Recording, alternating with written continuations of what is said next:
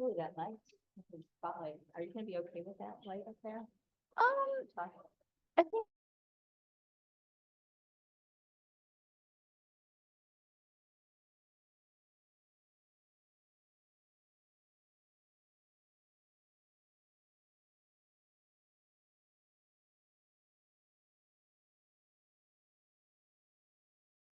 So welcome to Coffee at 10. Nice to see you. I recognize some of you, but for those that I don't recognize or don't recognize me, my name is Sheila Bruin.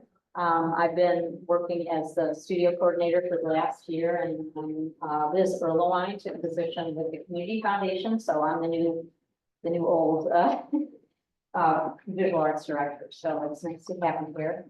We're really excited to have Amanda Weinert here today for this presentation. She's got another one coming up later in the summer. I'll tell you about later. But I just thought I'd tell you a few things about Amanda before she gets started.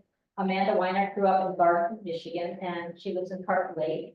She's a citizen of the Sault Ste. Marie tribe of Chippewa and a descendant of the Little Traverse Bay bands of Odawa. That's the acronym for that is LTBB. Amanda serves the LTBB Niigaandiwin Education Department as the Teachings of the Earth coordinator. They've worked for Niigaandiwin since 2016. Their involvement in Indigenous education began while a student working at the Center for Native American Studies at Northern Michigan University about 15 years ago. Amanda studied art and design, jewelry and metal smithing emphasis. So Amanda is also an artist, and she also studied, or they also studied Native Studies, Bachelor of Science 2014. Amanda works with educators seeking integration of land-based pedagogies and perspectives into pre-K through 12 post-secondary and informal educational programming. Their role supports a 5-year advancing informal STEM learning National Science Foundation grant in partnership with Tulalip Tribes, Western Washington University, University of Washington, Chicago Urban Indian Community, and Northwestern University. Collectively, IC develops intergenerational learning frameworks and programming co-designed for and by Natives. So today, Amanda is going to be talking about this amazing project that is coming to fruition shortly. Or it's in progress, the GMON journey. Each summer, Little Traverse Bay Bands of Odawa Indians offers a youth summer camp focused on the traditional birch bark canoe, or GMON. Learn more, she's here, so you can learn more about this project. So, yeah. All right, Niigaandiwin Education Amanda Weinert Minmo Ishkaakimikwe Indigenous Makwa Ndodam. Anishinaabe Kwe Ndao, Bawating Ojibwe, meanwhile, Waganaxing Odawa, Kwe Ndao, Makwa and Dodam, Garden Peninsula and Donjaba, Carp Lake and Doda, Ishkaakimikwe Kinoomaagewinan Ingdong Nangje, Nahao Misue. So I introduced myself in Anishinaabe Moan. I like to start with that because that's the first language of this land. I'm a learner still, so but I like to have that opportunity to share my traditional language. So I introduced myself, let you know that my Dodam or clan is Makwa or Bear. I grew up on the Garden Peninsula. I currently live in Carp Lake. I work as the Ishkaakimikwe Kinoomaagewinan Teachings of the Earth coordinator for the Waganaxing Odawa. So I'm here today to share about one of our programs that's a continuation of something that's been happening in community since the early 2000s, and it's been through various hands and departments and community members helping make this happen. And it just seemed, just now, it's the past couple of years, it's been under the Niigaandiwin Education Department. So I will get started here. And just to give a little background on who Waganaxing Odawa are, also known as Little Traverse Bay Bands of Odawa Indians. This is the outline of our reservation boundaries. And we have I need to update that. Our citizen population actually went up, but so about that 4,500, we were the first tribe in all of the U.S. to regain federal reaffirmation through congressional legislation in 1994.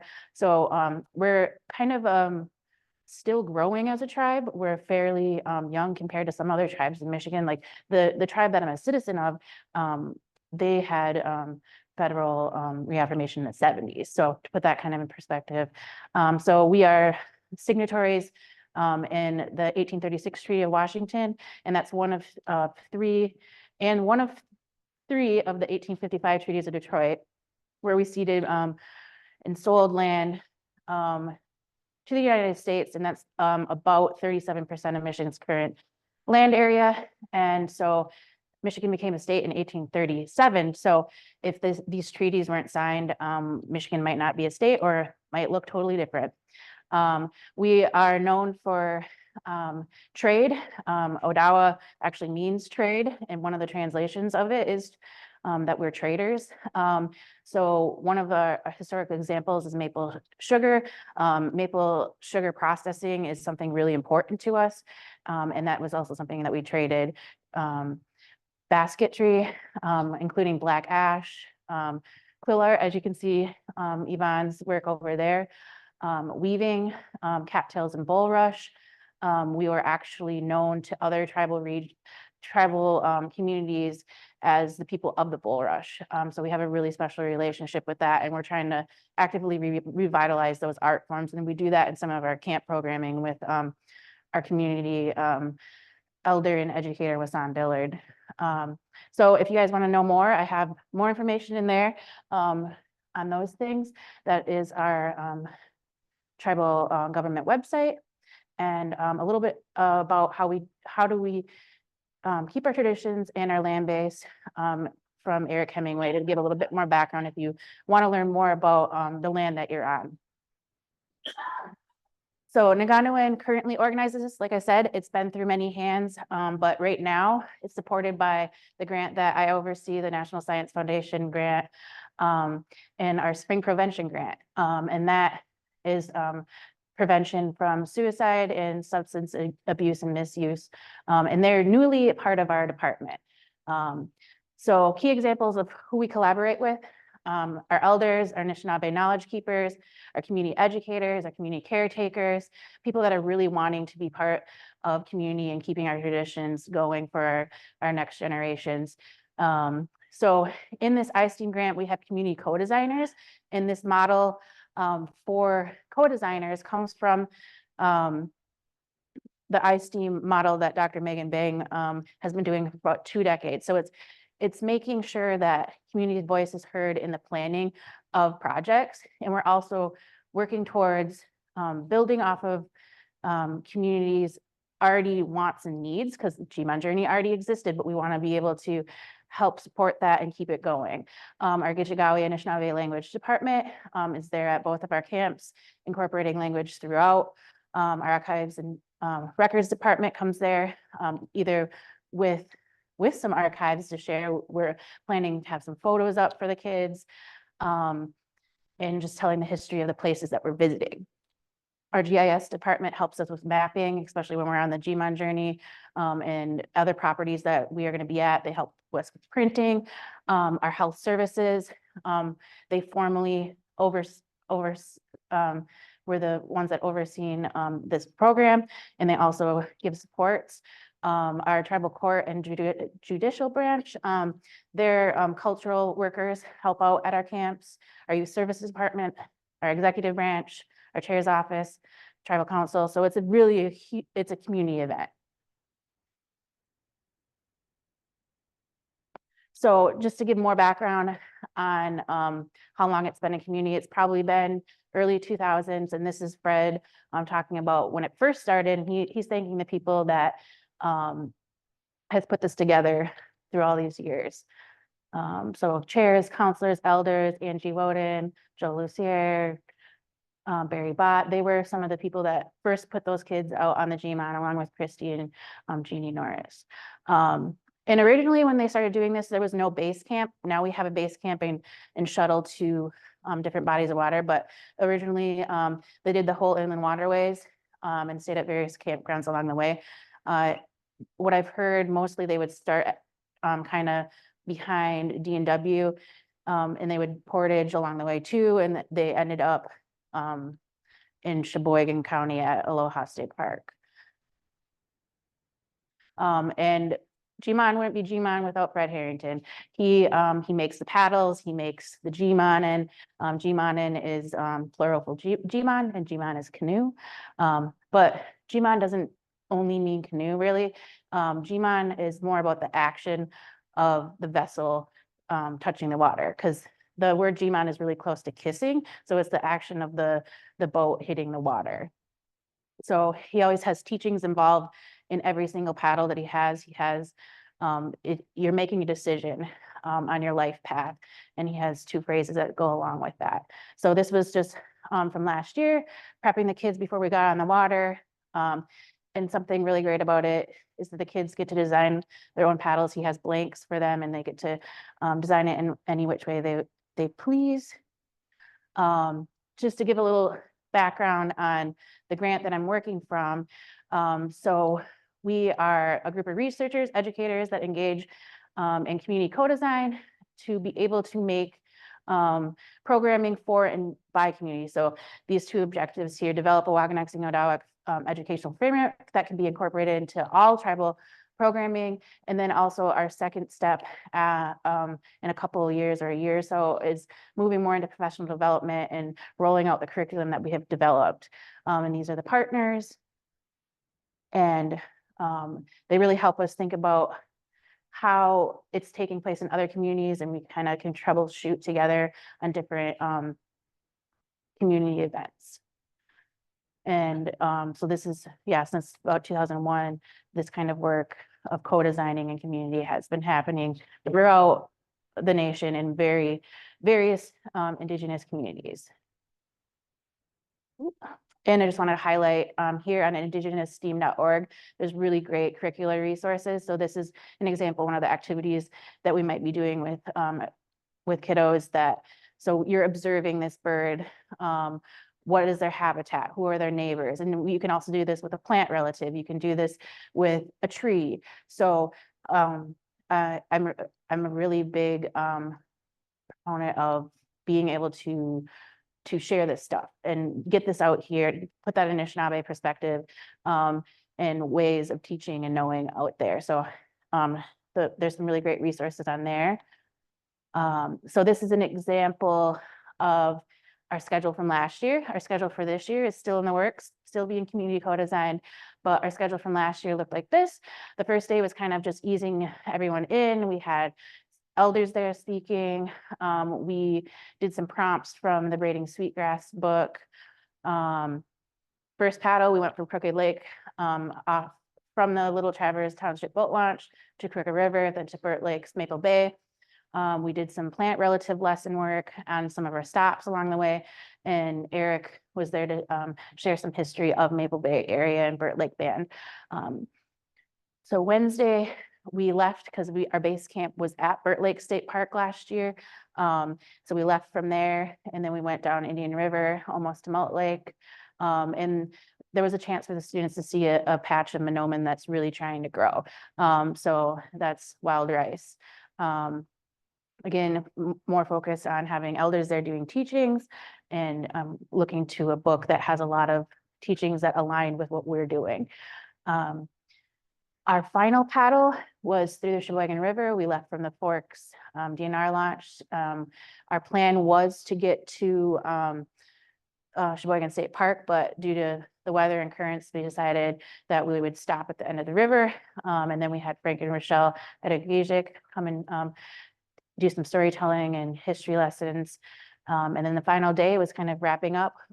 We mapped out our path, put down plant and water relatives that we've seen along the way, and we always end with a community barbecue. So some background on the inland waterways. And this is a really great interactive map if you want to play around with that at all. Just showing that, and it's incredible that it's nearly 40 miles long, and just how it has been used by Anishinaabe is something that we really want to instill into our young folks. So we really want to make our camps inclusive to all students. So we have a pretty big age range. We have 4th graders up to 12th graders. And we also want to just make it really intergenerational. So we welcome families if they don't feel comfortable having their kid be there for overnights, if they think they're too young, they can just come for the day. The whole family can join, because we have about 3 of these big GMOT.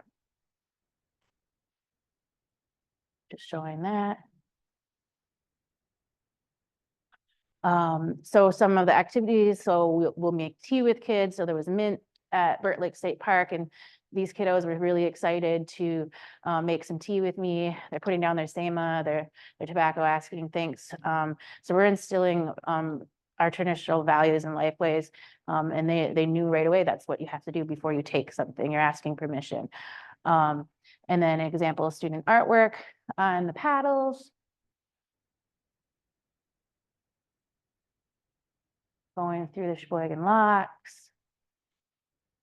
An example of a daily schedule that we have posted.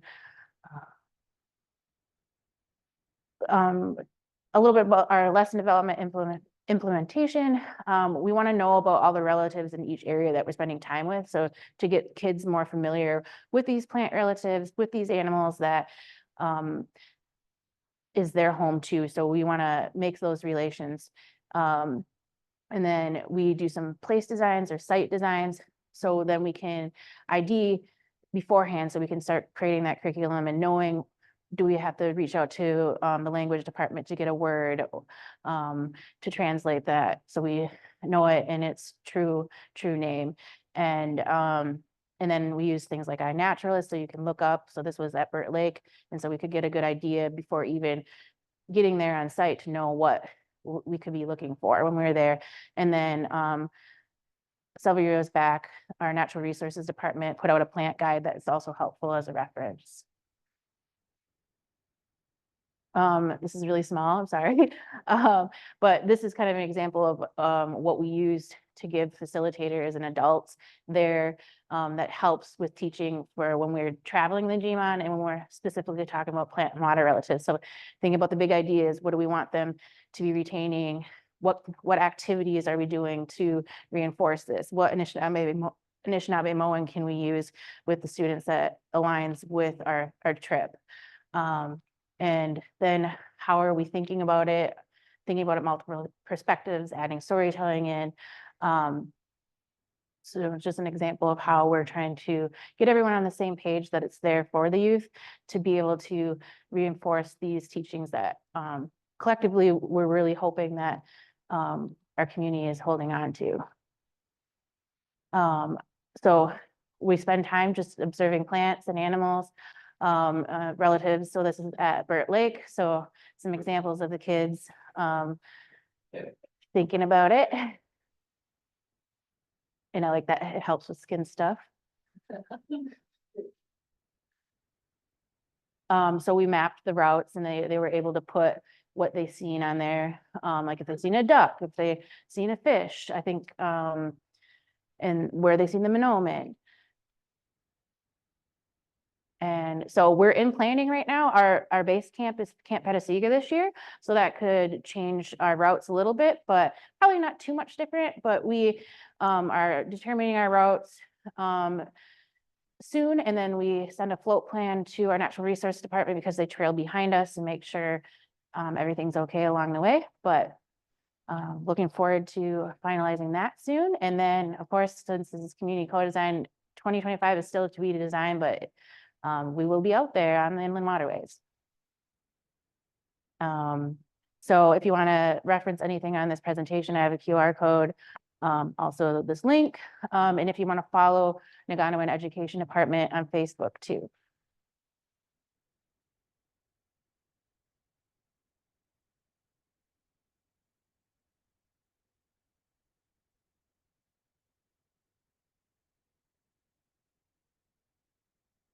So I'm open to any thoughts, questions. About 30. Do they come back? Yeah, we have a lot that were there last year coming back this year. Yep. There was a 4-day expedition. So 3 days of paddling, 2 days of kind of prepping and finalizing. like the time together. And where did people sleep at night? At Burt Lake State Park last year, we just had like a whole section all reserved for us. And then this year we have the facilities at Camp Petasiga. I think it was at that launch when you guys camping there because. Oh! Just the fish in Maple Bay and it's like, man, there's something going on. When you were there. It could be, yeah, yeah. And that's my contact information.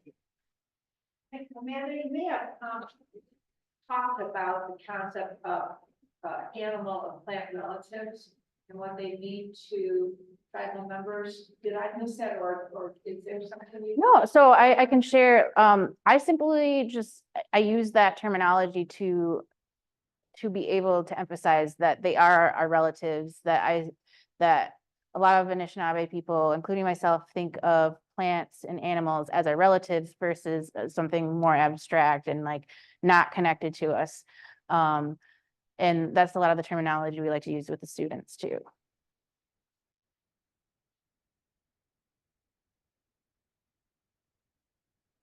You find that many of the children that attend, are they already receiving kind of the cultural educational experiences through their family? Or It's definitely you're the first? It's a mixture. Yeah. Yeah. There's definitely a mixture of some of it's their first time learning it, or it's something that's just being reinforced. Something about the wildlife, is that making a comeback, or is that just really still kind of? It's yes. And our natural resources department has been monitoring it and trying to help it. But I think because there's so much traffic in that area with boats but it's trying to come back there though. And I wonder, this is such an amazing program, and I feel like even just your approach to like the curriculum and like the concepts, like it could be broadly instructive, like well beyond programs. But I wonder, like, I imagine as the kids and families like build a community if they don't already have them, like you said, they come. Mm-hmm. Area. Like it must be like, imagining it's like a really experience for them. Are there opportunities between the annual event for folks to come together, like reflect about, like take this further, like the next step before the next year? So yeah, we usually do like a plus delta at the end with the people involved and kind of see how we can improve the next year. And think about how we want to move forward, because part of Ice Team 2 is also we do seasonal events. So those same people are coming back, like for Sugar Bush season, a lot of the same people and families will be coming back to do some of those activities. In the fall, we try to do some fall harvest type events. A lot of those same families are coming back. Yeah.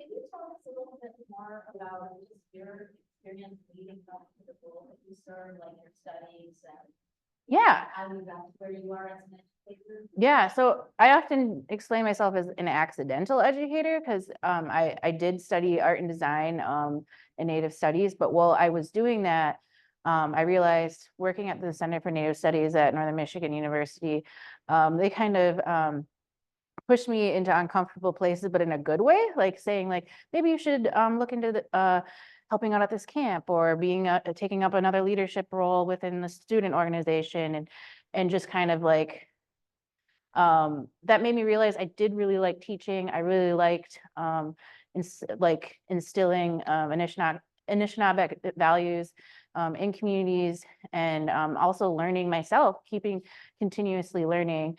So I kind of, after I graduated, was trying to figure things out, and there was a position, a Title VI position. So those are, it's a federal formula grant that funds supports for Native students in public schools. So I did that locally at East Jordan for a year, but then I worked contractually with the tribe. And then when they had their curriculum specialist position open, I I applied for that, and then that's kind of transformed into this, when we got this NSF grant. It's part also of a network of educators, like, and Yeah, so I'm curious about that collaboration. I mean, all over the country, Chicago, all over. yeah, so this iSteam grant is, we have those multiple partner sites. Where is that at? So it's Chicago Indian Community, Northwestern University, Northwestern Washington University. So like right here, Dr. Anna Lee's in the white right there. She works in Washington, but she's from Wageningen, and she's a professor of early childhood out there. And she is our PI on this grant, one of our PIs on the grant. And so she kind of connected us, being from here, to her colleague, Dr. Megan Bang out of Chicago. And so we were really excited about the opportunity because Megan's work is really known in Indigenous ed and really education realms too. So that's how we got looped into this. I'm thinking maybe we met before when Liz Erlewine and Eric Hemingway were working on the Kindred. Yeah, maybe, yeah. Talked about education at that point. Was that you? It was probably me, yeah, because I did a little bit of consultation with the, yeah. So you know that all that exhibit. Oh, It was supposed to be, that special video page in, oh, videoed it, and it's accessible. So I need to do that. Yeah. Well, that'd be great. our goal would be to kind of rejuvenate that in the schools Mm-hmm, or classrooms with Michigan history, yeah, to have teachers be accessing that again. So it's on the plate to come to cool. bring that forward a little bit again. Yeah, let me know. All right. Yes, we're talking about it, you know. Yeah. I did have a question though. Are you finding time for your own art practice, traditional art? No, but I'm hoping to, me and my partner, we just have a house with a garage now. So I'm hoping that we both can, because he's also a creator too. He has a master's in painting. So we're both trying to get back into making things again. That medium is? No, my partner John does, and I do jewelry and metalsmithing. So that wasn't easy in apartment living. You know, Sue Kelso, she does jewelry making. You did her arts residency. Oh, yes, okay, yeah, I do. Yeah, She does. yeah.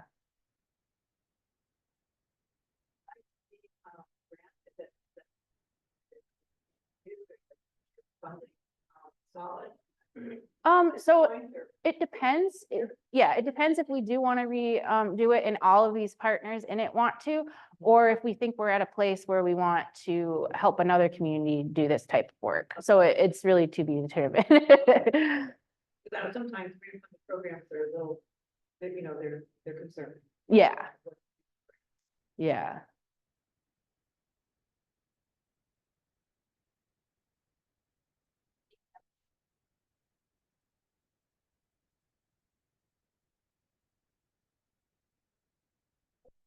I'm so moved by this. I feel like generally environmental science education would benefit from the spirit here. And one of the sister projects of iSteam is Learning in Places, that is designed to bring into the public schools and general population, that uses a lot of Indigenous values, but created for everyday use in any classroom for any student too. Is that, if I follow those QR codes, is that something? It should be linked off of the indigenousstem.org, because I think that's referenced on the bottom of that. We are doing some camps with the Conservancy. Oh. So the watershed. So they're supposed to be environmental science, you know, investigating environmental science through the arts. And I feel like the resources you shared here are just so used. Yeah, yeah, definitely. Do we have any more questions on it? How many kids participate in this program? About 30.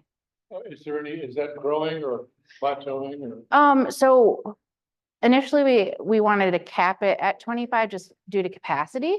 But then, you know, when everyone is signing up, so we do have some kids on a waiting list right now, but just due to capacity. So is there any funding or plans to make it bigger? You have 3 boats now, right? Mhm. So would you possibly put a 4th boat together? Or- Yeah, so that's another grant that our department has is I'm blanking on the acronym for it, but it's a national library grant that supports humanities and arts. And Fred's going to be building another GMON, and we're going to be documenting the whole process. So there'll be another one. Yeah.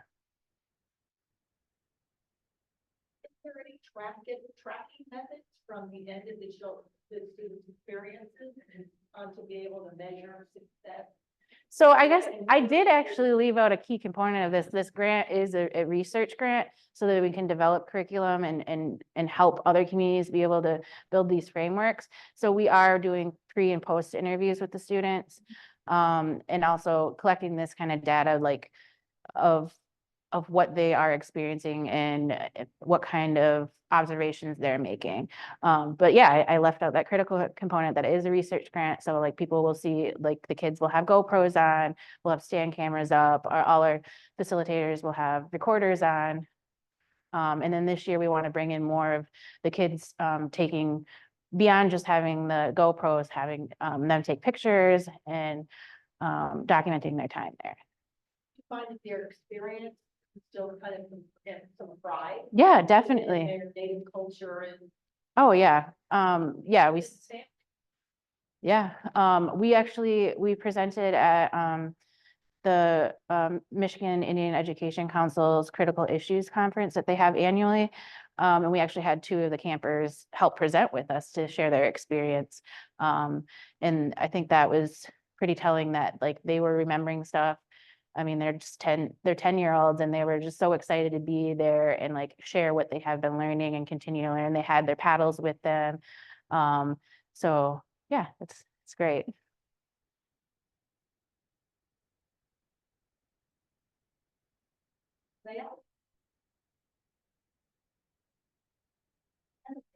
So much.